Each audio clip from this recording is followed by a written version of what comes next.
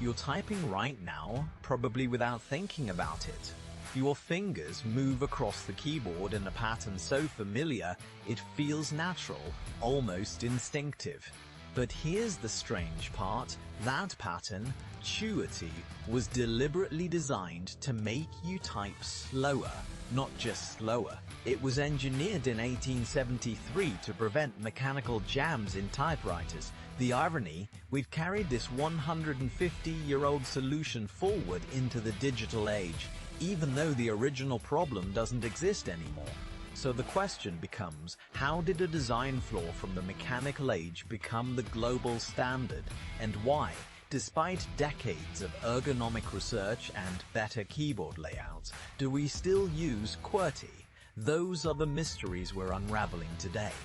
Uncover the hidden history behind the layout on your screen, right here on the Untold Origins. Let's go back to 1873. A Wisconsin newspaper editor named Christopher Scholes was tinkering with an early typewriter design in his workshop. The problem was real and urgent. When typists got fast, the metal type bars would jam together before they could swing back down to the paper.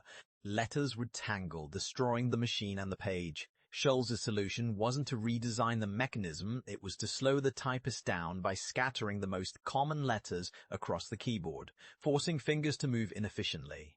He spread out E, T, O, I, and U so they couldn't be hit in quick succession. It worked.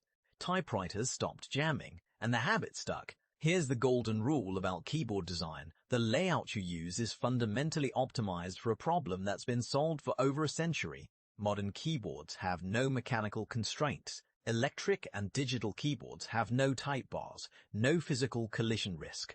But when Scholes solved the jam problem, his solution was so ingrained into muscle memory, first in typists, then in manufacturers, then in users, that inertia became the real barrier.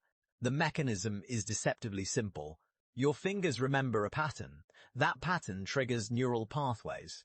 Those pathways are so deeply grooved that switching feels impossible, even if we knew the switch would make us faster. And here's where most people get it wrong.